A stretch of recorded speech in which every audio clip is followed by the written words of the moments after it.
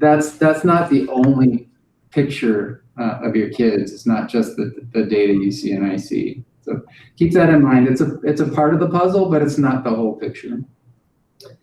The other one, the key action number 3, is giving kids an opportunity to express themselves. I'm a big proponent of students using their own voice, and we're going to talk about how to do that a couple of different ways. So, key action 1 and key action 3 are how we support classroom management by building relationships. So at this point, you really have 2 tracks you could follow. If you would like to work on this independently, you can mute us and turn your camera off and turn your microphone off and just work independently and go through all of the different components that are linked here in this slide. Or if you want to hang out with us and ask questions and interact with the content, just stick with us where you are, and we'll join back together. If you do choose to work independently, you'll want to return to that main room, remember, at 11:05, and the rest of us will also be doing the same thing. So at this point, you're free to jump out and work on this on your own if you'd like, and you're more than welcome to stay with us because we're going to be here whether you stay or not. All right, so I'm still on, right? Yep. So CRE connections. One of the first things we want you to do is to get grounded a little bit more in finding more about the identity, fostering identity safety in your classroom. This is another way of gathering more information about your students. And we want to be able to give you an option to read this article. If you haven't already, just in the slide deck, if you don't have it already, I think you've already been given a copy of that. If you click on this image, it will open up the article itself. It's a pretty quick read, so we'll give you a couple of minutes to read through this and close the Edutopia advertisement for you there. I also just wanted to point out, if you are not in the slide deck, I will also be dropping the links in the chat box. So there's a link to the Edutopia article as well in the chat box. So we'll just take about 5 minutes to read this article, and then we'll kind of popcorn share out on our noticings after that.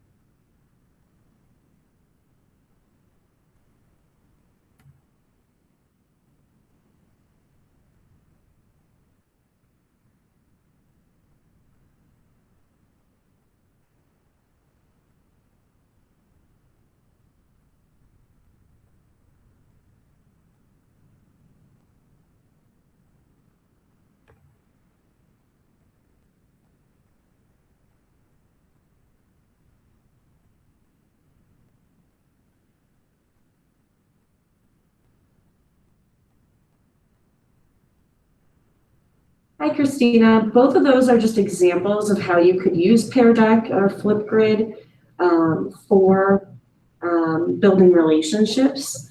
If you want to learn more about the actual applications themselves, go down to slide 35. There are one-pagers about those as well. Yeah, that's what I opened up, the one-pagers where you click on the different links. I know it's organized really well, but there's a ton of different links on it. So do I just go through all of those to learn how to use it? Yes, basically what our one-pagers do is that there's an overview, which you'll want to start with, and then you'll want to either go through the documentation or the videos to learn more about those specific tools. So this gives you an overview of what Pear Deck is, and then it shows you an overview video, 10-minute walkthrough, which is very helpful. Pear Deck, for example, has a number of different views that you need to get used to, and that walkthrough will help you understand the 3 ways you're looking at Pear Deck: teacher, presenter, and the student view. So these are just give you options for digging further into each tool, along with a lot of documentation, specifically anything that you want to look at more. For example, in Pear Deck, once you've learned how to use it, if you want to provide individual feedback with Pear Deck, then you'd want to watch the video for that. Just as an example. You want to learn more about the TP dashboard? There's a nice video on that. All right, I'll check that one out. Is it easier to use Flipgrid? Flipgrid is a great way for kids to give you feedback as a video, but if you want kids to interact with the presentation, Flipgrid doesn't really do that at all. Okay. All right. I might come back when you guys start talking about that. Sure. Thank you. Let's take about 2 more minutes to finish up reading the article, and then we'll share out some noticings.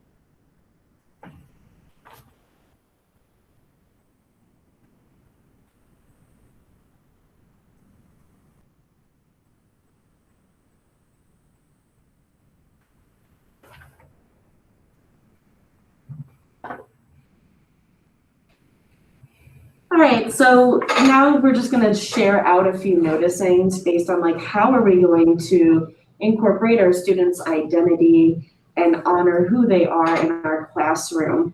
You can either drop a note in the chat box, or if you want to raise your hand, come over the mic, feel free to do whatever, but based on what you read in that article, what are some tips that we noticed on how we can incorporate our students' identity in our classroom? Go ahead, Richard, thank you. So essentially, I mean, I start my year out usually with a get to know you activity with kids every year. But usually it's more like, you know, who are you where you're from, not who are you based on what I just read in this article. Also things they like, their interests, their hobbies, that kind of stuff. So I think I'm just going to expand my intro activity to include a little bit more about who they are as an individual, based on some of their parameters of family, race, and some of the other stuff that was listed in the article. I appreciate that, and it sounds like you're kind of expanding, you know, the depth of how you're getting to know your students as well, moving a little beyond surface level of interest and going a little deeper into their identity. That's great. Any other noticings that we wanted to share out?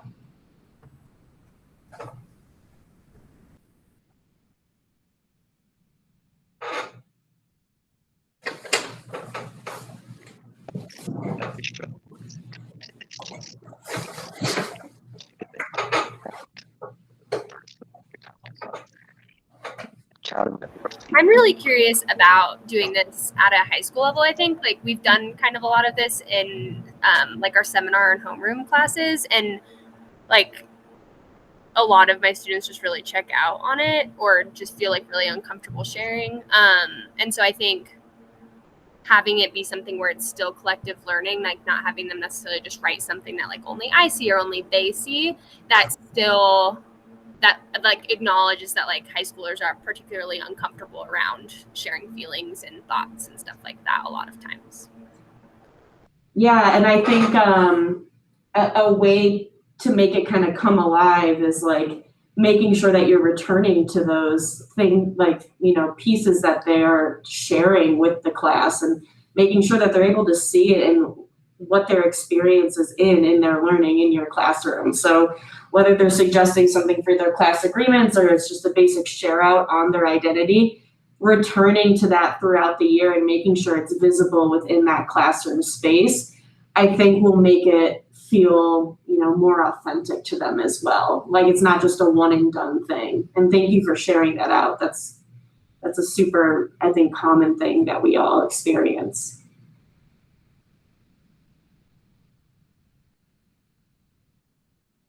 Give a little bit more wait time if anybody else wants to share before we move on.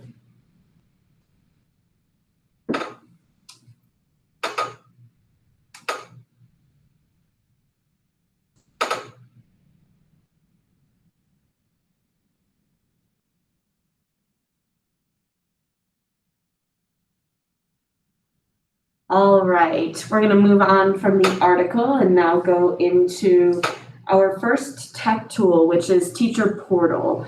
So Teacher Portal is a way to gather and analyze data on your students coming into your classroom before they step foot into your classroom. And I want to give a caveat to this tool that our students' data does not fully represent who they are as human beings. Scores on a test, access levels are not truly representative of who these humans are walking into your classroom, but it can be a helpful tool to use to understand how to write accommodations for them or set up your classroom seating to ensure that you have heterogeneous groupings at the beginning of the year before they walk into your classroom. Next slide. So the first thing that we're going to show you is how to log into Teacher Portal and how to pull different reports. So this is about a 2-minute video that will walk you through the Teacher Portal process.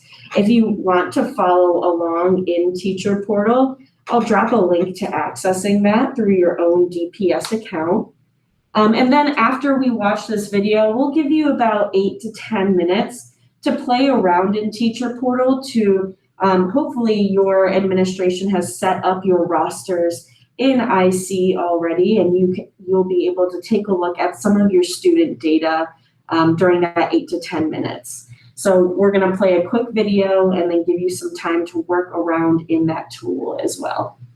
If you're not hearing the sound from the video, raise your hand or something so I know. Oh. To start, navigate to myportal.dpsk12.org and click Login. Click Sign In again once you reach the portal. Make sure your credentials are there, and then click Sign In one more time. You're going to scroll down to the bottom of the portal page, to the green Teacher Portal section, and then click Visit. Once here, you're going to navigate to the Assessment and Instruction menu, and you are going to go down and select the Student Data List for Teachers report. Go ahead and sign in with your credentials one last time. And you'll see 2 options here. The first is to select your sections. The second is to select which student data to show. You have many, many options here. For this report, we are most interested in the basic information for students. So we are going to scroll down in the menu and select the student info box. Then we'll click View Report, and it's going to generate a report for that particular section with all of the students and their basic information. Once the report is generated, you can view it in screen. You can select a different section simply by going to the Select Section menus, deselecting all of your options, and then selecting a new class that you'd like to view. Once again, clicking View Report. You may also decide to export the report. In this case, we would like you to go down and select to export it into Excel. Navigate to your new Google Sheet, say File, Import, Upload, and then select a file from your device and import the data. Open up the new spreadsheet, and you'll see that all of the information is available. You can then go in and start to filter for the details you want. In this case, we're going to check the ELL status of the students in the class by creating a filter, using the drop-down to deselect my non-ELL students initially, or to select all my exited Ls as well. Only my English learners will remain. You can use the filters to create reports with all kinds of data by simply selecting different boxes when you go to create the report. So I understand that video was pretty. Start. I understand that was a quick run through on how to pull a report. If you need to rewatch that video, you can either access it through the link that I dropped in the chat box, or you can go to slide 28 in our slide deck if you're in our slide deck. But right now we wanted to give you some you-do practice time. So we're all going to spend about 8 minutes logging into Teacher Portal. And our main goal for this 8 minutes is to be able to pull and export at least one report to gather student data.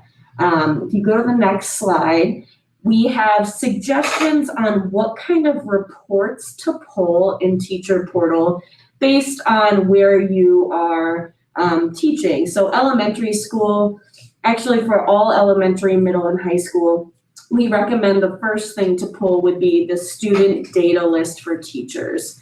And then you can see other suggestions based on your school setting on what kind of reports to pull.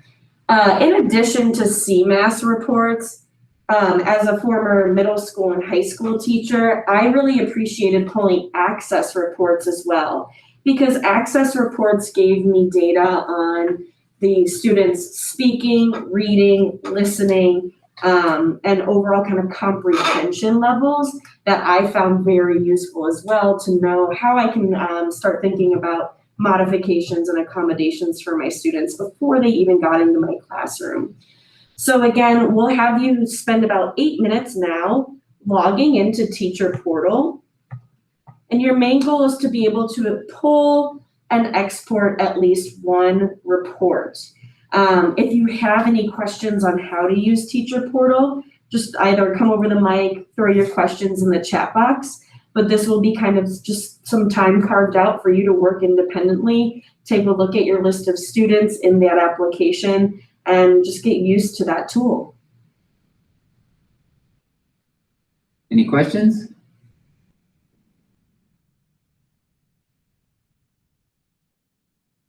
Okay, we'll see you in 5 minutes. Yep.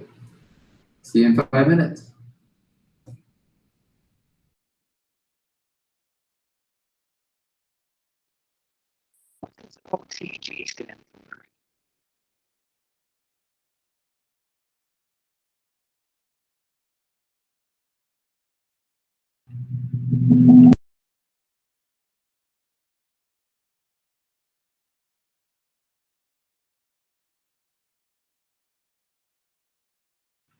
That's a good question. I'm going to look into that for you, Tamara.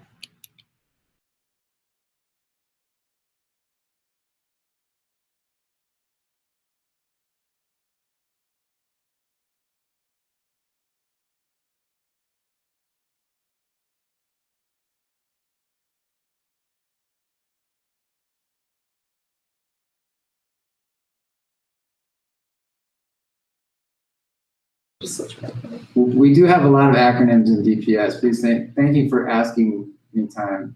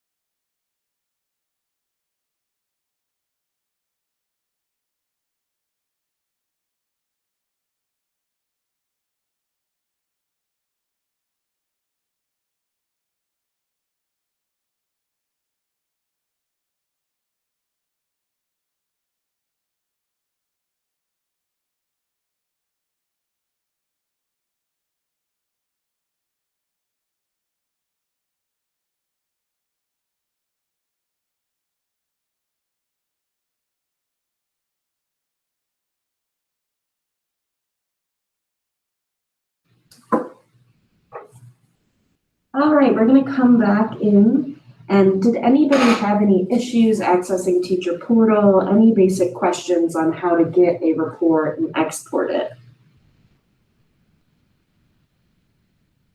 Everybody successful uploading it to their Google Drive? Cool. We worry about stuff like that, like will people be able to figure out how to do that? So I'm glad you were all successful. Wonderful. We're gonna now move on to our next tool. All right, so the first thing we're looking at here is a video that we've set up.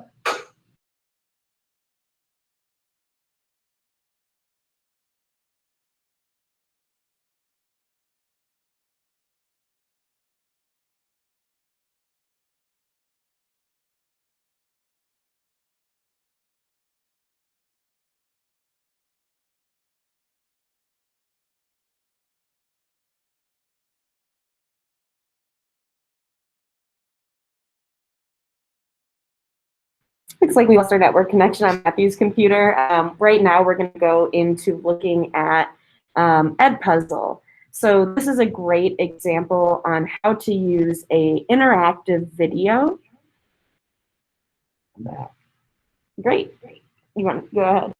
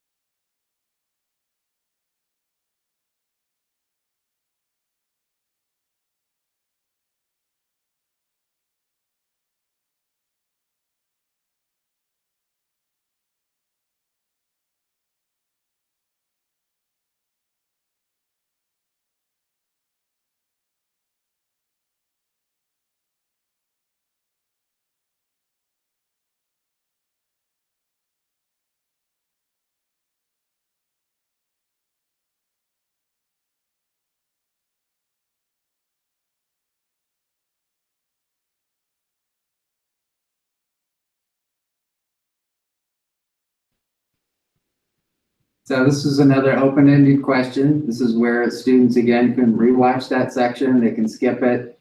They can type an answer, a response, and submit a response to this question. I'm going to go ahead and skip this time. Question number 1. So the social contract is built from the responses of 4 essential questions. How do you want to be treated by me? How do you want to be treated by each other? How do you think I want to be treated by you? And how do you want to handle violations of the contract? Students answer those questions independently, and then we share out. I want you to treat us respectfully so we could have a great time together and nobody will be upset during class. As we're sharing, we just start to make a list of important words. How do you think I want to be treated by you? You wouldn't want us to be yelling around or playing around. I think you would also want us to be honest, because if we be honest, we can find easier solutions so things will go more smoothly. How will we handle violations of the contract? And again, another open-ended questions. What you do or don't like about these essential questions that this teacher is using, what changes might you make? So this would be an opportunity for you to add your thoughts about what you're seeing on the screen. I'm going to go ahead and skip. What if it's one of your classmates? And what if I'm teaching? What should you do that doesn't cause a disturbance? So students agree to use the thumb sideways as a cue to say, check yourself and check the contract. After the contract is generated, students are encouraged to sign it. I'm gonna go first. I think that this is a good idea. I am agreeing to abide by this contract. And I used the editor in EdPuzzle to cut out a bit after this part. You can cut out slices of a video. You don't have to present the entire video when you're showing it to kids. It's really helpful to focus on the specific concept that you're trying to get across.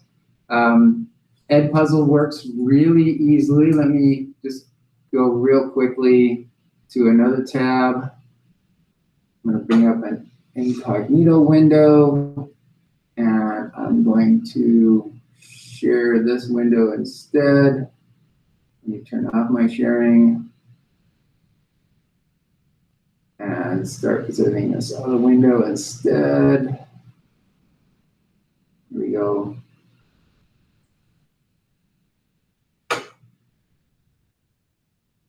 All right, so I'm just going to go to edpuzzle.com. And EdPuzzle is one of those tools that the district has graciously given us funds to provide people in DPS with the full account. So to sign in, you don't have to sign up, you just need to log in.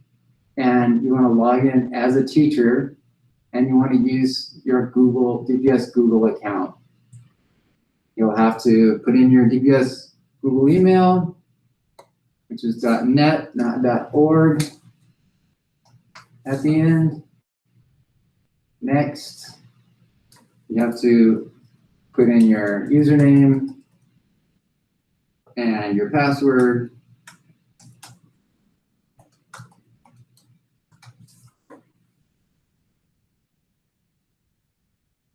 And you'll know you're inside the professional level because you should have other things over here on the side besides just my content and my network.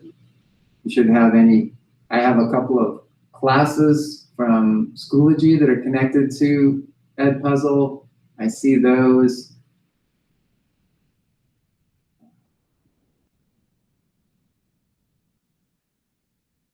My network should show you all the schools in DPS. And it's pretty easy to discover content that other teachers have already created and used theirs. You can order these by subject, grade level, your own that you upload, YouTube videos. So there's quite a bit of material already on here. If you don't have, for example, brain pop videos, you might find some of those already in EdPuzzle that the kids can use.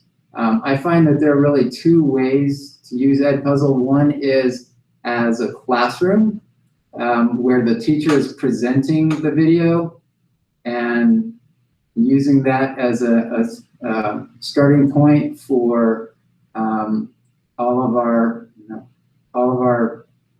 classroom conversations, or using it as a student activity and the students do it independently, individually in the classroom. If they're wearing headphones and they've got their Chromebooks out, shouldn't be any interference with the rest of the room listening to the same piece.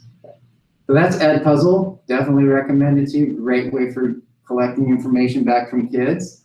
And the next two, these are two examples of classroom contracts and rules. I'll let you take a look at those. The one on the left is a digital version. The one on the right is a handwritten anchor chart you would put up in the room someplace. There are a few little differences between a rule and a norm social contract.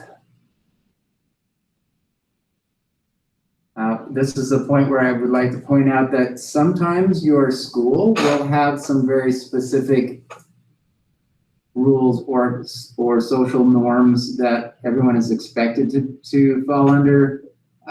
Many schools adopt a specific code of conduct, so you may have some that are given to you and to your students, but you can always review those for your specific classroom. Any questions at this point about social contracting in your classroom?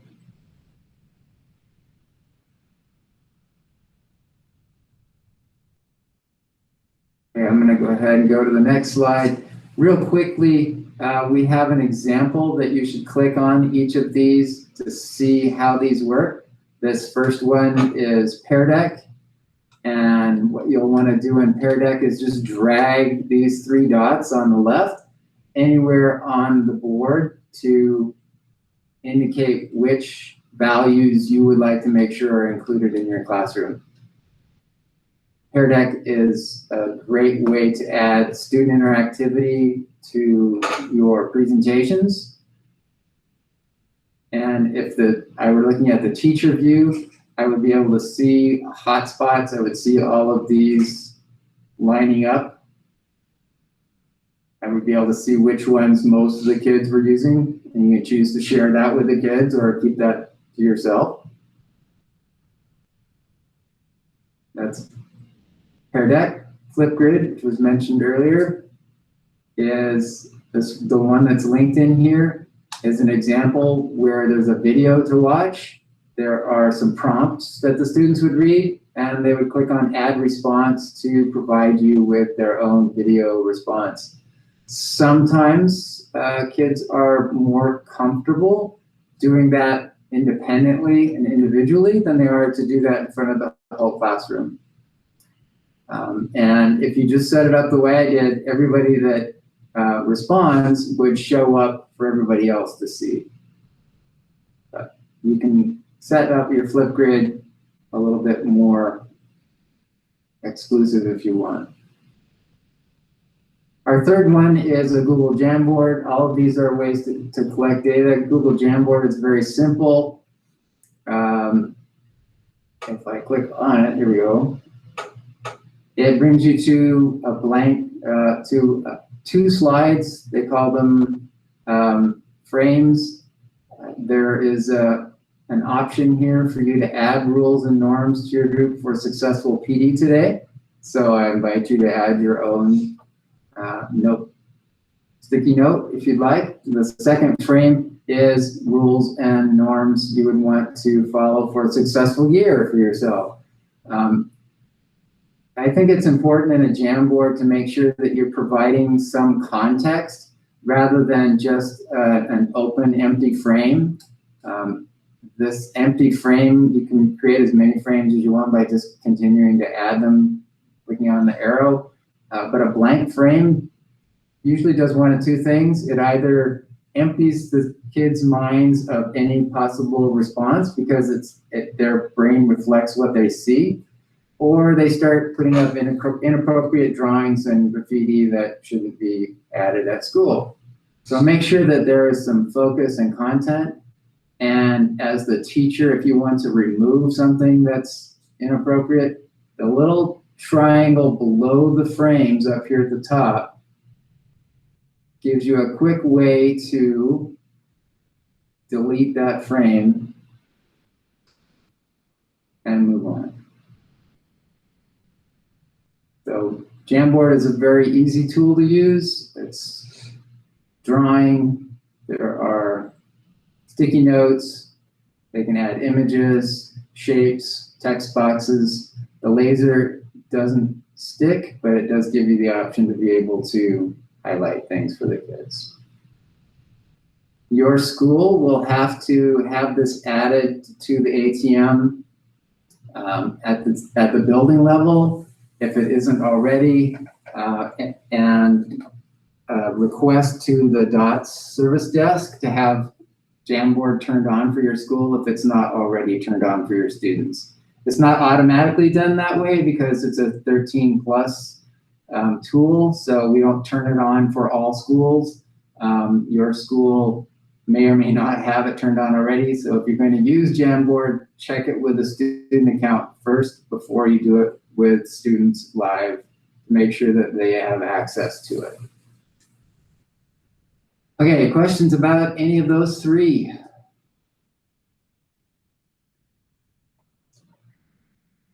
Okay, we're going to give you a couple of minutes to play around with those, and then we will be regrouping and sending you back to the other room pretty quick. Yeah, again, if you are not in the Google slide deck for today, I have those links dropped, a link for the Pear Deck example, Flipgrid example, and Jamboard example. Just taking time to experience it as a student and start to envision what this could look like in your classroom as well. So we'll give you about 5 minutes for that, and we'll regroup after that. And one last thing I'll say is if you want to dive into these deeper, you're more than welcome to contact your digital coach, and we'd be happy to sit down with you and think through how this might work in your classroom.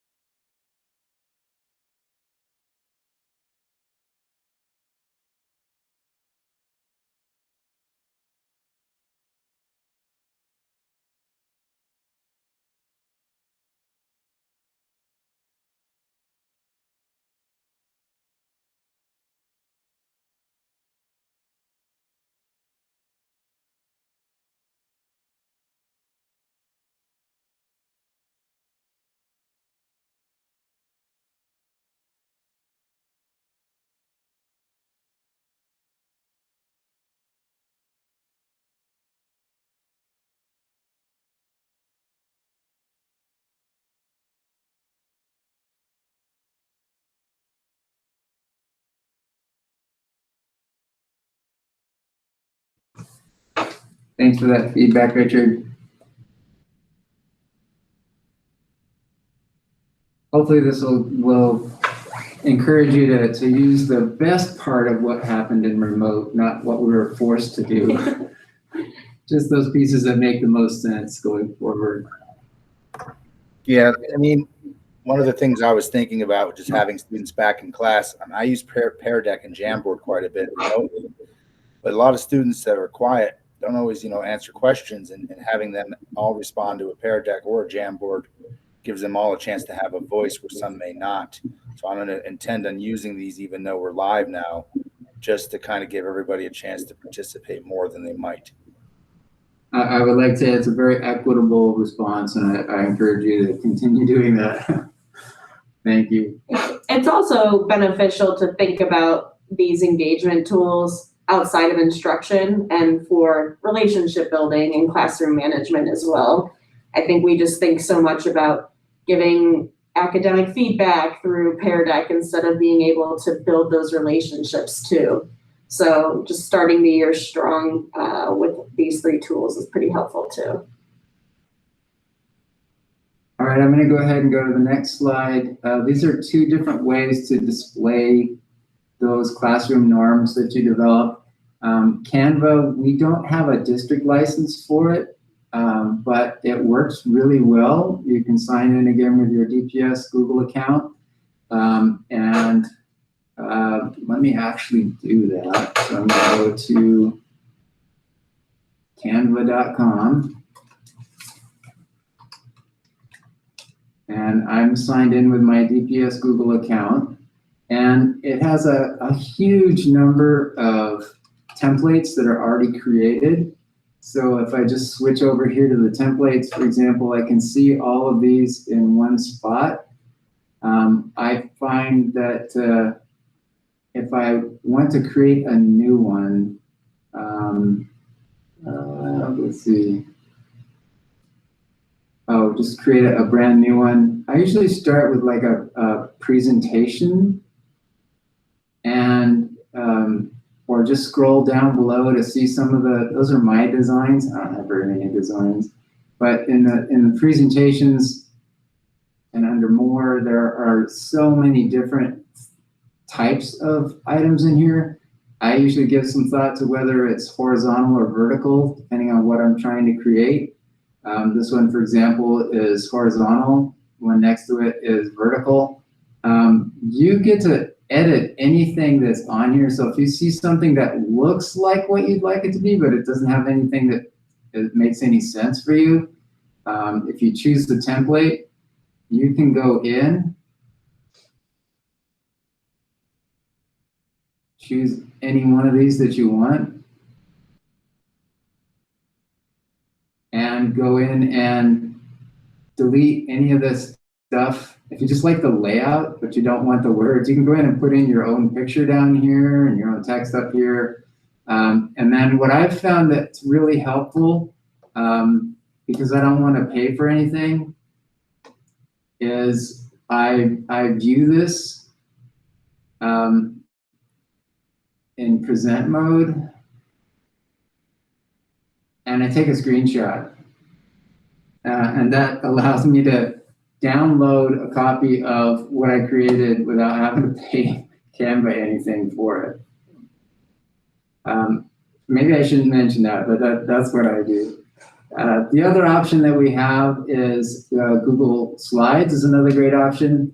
When you're creating one, you can either start from scratch or you can choose one of the templates. There are some DPS templates. If you'd like to stick with the DPS colors and so on, you can choose this DPS PowerPoint 2020. And when you click on that, it gives you instructions on how to use it. It says to use file, make a copy, but this is a copy because you used it as a template. You didn't open the original, so you don't have to worry about that. You can do anything you want with these, delete slides, rearrange them, just use outlines for whichever form you like best. Add them in, nice pictures of kids that you can add and use. So those are 2 choices. Canva, Google Slides, both work pretty well.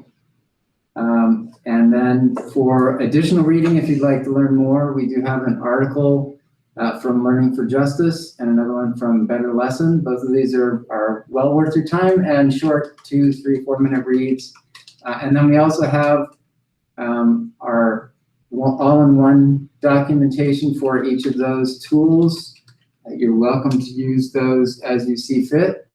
And at this point, we're gonna give you 5 minutes, actually 4 minutes now, to head back to the original Google Meet. And thank you so much for joining us this morning. And we'll see you in another 3 minutes now. Thank you, everybody. I'll drop the link to the original Google Meet in the chat as well if you need that link again. Again, thank you all for joining. Please reach out to us or your digital coach if you'd like any support on these tools. Thanks, everybody. Thank you.